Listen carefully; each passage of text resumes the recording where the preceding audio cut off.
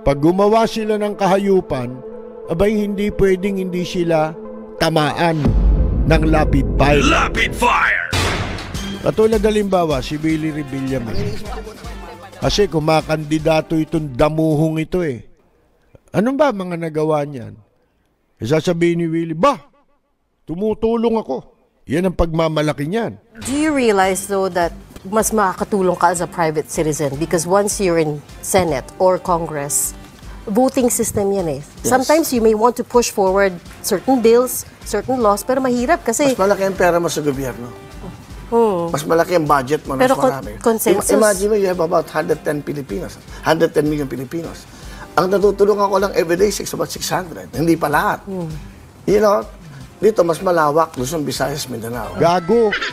Anong natutulungan? Nagagamit mo yung mga tao nang hindi nila alam. Kasi gusto lang nila kumita. Tanggalin mo yon.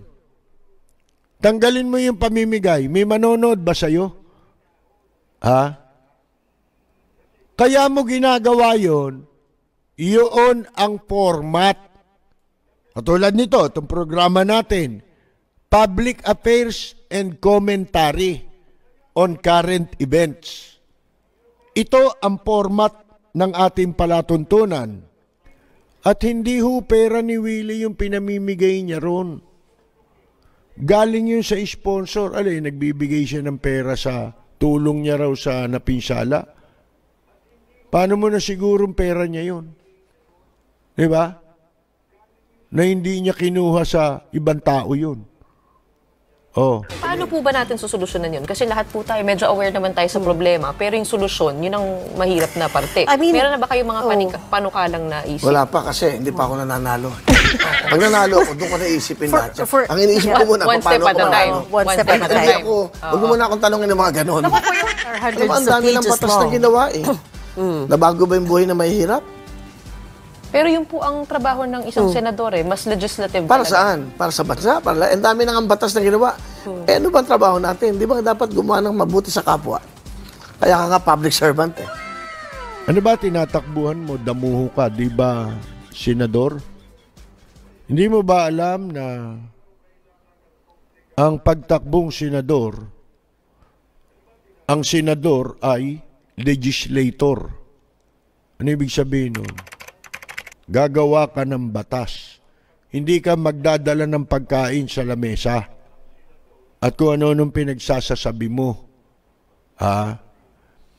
Ang senador ay legislator. Tagagawa ng batas. Kung kaya nga, minumura sila ng sambayanan kapag sumasandok sila ng pork barrel. Ang mandato ng senador at ng mga congressman ay magpasa ng batas. Hindi makialam sa mga proyekto na katulad ng trabaho ng mga nasa executive. Anong batas ba gusto mong gawin? Gusto niyong tularan si Bongo? Nakikialam sa executive, nasa Senado siya. Sinisira nila yung pagkakahiwalay ng sangay ng gobyerno, ng co-equal branch of the government. Di ba? Binababoy nila. Pati moralidad ng tao, binaboy nitong mga to. Ginawa nilang tama yung mga yung mga panlalait, yung paninira, pagsisinungaling, ginawa nilang yan eh. Sinira nila. Kasi, basta mali at pabor sa gobyerno, hindi sila napapanagot. Di ba? Hindi sila napapanagot eh. Di ba? Yung pinahamak nyo maraming Pilipino dito. Kasasamba nyo kay digong nyo. Di ba? Pinahamak nyo tao. Kinawawa ninyo. Ininsulto ninyo. Dahil mali na ang ginagawa, ang iniinsulto nyo pa mga Pilipino. Nasira si Satanas dito. Alam ba ninyo si Satanas takot sa Diyos yan? Takot yan mga kaibigan May takot sa Diyos yan.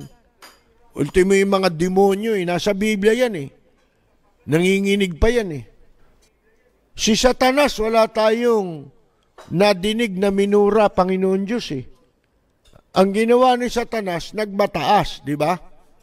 Nagmataas siya. Pero ito nagmataas, may kasamang mura. Sino pa ang hindi lalapastanganin nitong mga taong ito? Pagkatapos, iniidolo yan. Sabi nga, mga kaibigan, birds of the same feather are the same birds.